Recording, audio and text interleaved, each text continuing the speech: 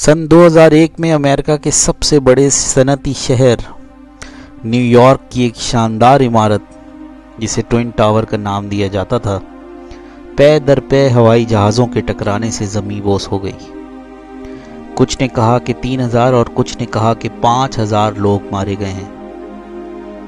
लेकिन दिलचस्प बात यह है कि जिस इमारत में दुनिया भर की कंपनीज के सदर दफ्तर थे और तकरीबन 1500 यहूदी जहां काम किया करते थे, वो सब के सब या तो छुट्टी पर थे या फिर सिरे से काम पर ही ना आए थे।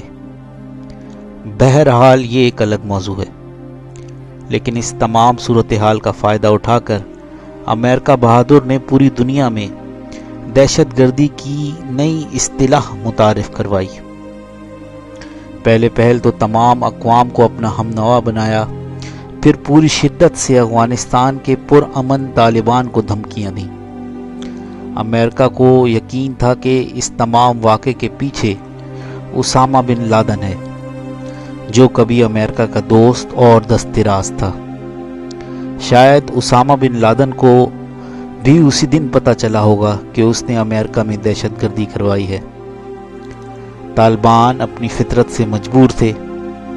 उन्होंने अमेरिकी धमकियों को किसी खातिर में न रखा और नतीजा ये निकला कि अमेरिका ने बहरे अरब में खड़े अपने बहरी जहाज़ों के ज़रिए ख़तरनाक मिसाइल हमले शुरू कर दिए। अफ़गानिस्तान का शायद ही कोई ऐसा इलाका होगा जो इन मिसाइलों की तबाहकारियों से बचा ना हो। पहले ही हमलों में हज़ारों लाखों बेगुनाह इंसान मारे गए। इसके बाद अमेरिका ने अपनी ज़मीनी अफवाज अफ़गानिस्तान में दाखिल की, जिनकी मदद के लिए पूरी दुनिया के बेहतरीन जेट फाइटर्स मौजूद थे। तालिबान की तलाश में इन जहाज़ों ने अफ़गानिस्तान पर कारपेट बॉम्बिंग की और यूं ज़मीनी अफवाज का रास्ता साफ होता चला गया। ऐसे हालात में तालिबान रूपोश हो गए या फिर मुंतशिर। अमेरिका ने काबुल को फतह किया और अपनी मर्जी की हुकूमत कायम की। इस मकसद को हासिल करने के लिए अमेरिका ने खरबों डॉलर इन्वेस्ट किए और यूं नए अफ़गानिस्तान की बुनियाद रखी गई। लेकिन कहानी का दूसरा हिस्सा बड़ा ही अजीब है, हैरत अंगेज है और नाकाबिले यकीन भी। फिर कुछ यूं हुआ कि मुंतशिर तालिबान फिर से यकजा होना शुरू हुए। पहल तो इन्हें कुछ खास कामयाबी हासिल ना हुई, लेकिन वो एक जज्बे और इस्लाम की खातिर जिद्दोजहद तर्क करने पर आमादा नहीं थे। टूटी हुई बंदूकों के सहारे और इस्लाम की हुर्मत की खातिर वो अपनी जाने कुफ्र से लड़ाते रहे।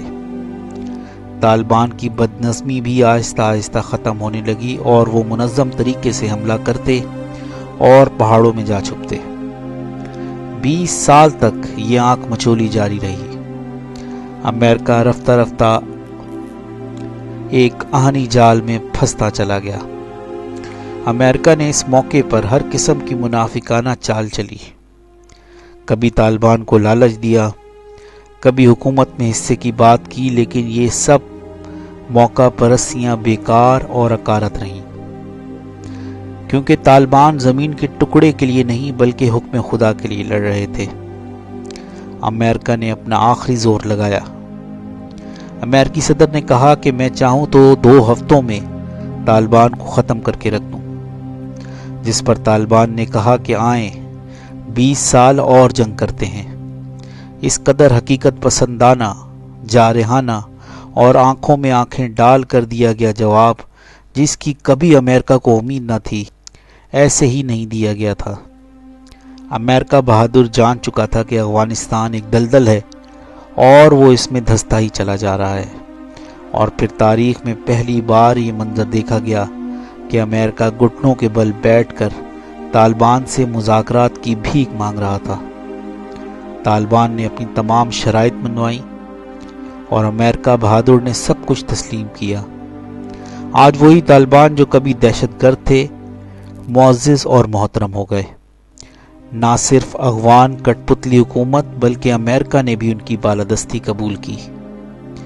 इकबाल ने क्या खूब कहा, अफ़गान बाकी कोहसार बाकी, अल हुक्म अल्लाह لا الہ الا اللہ۔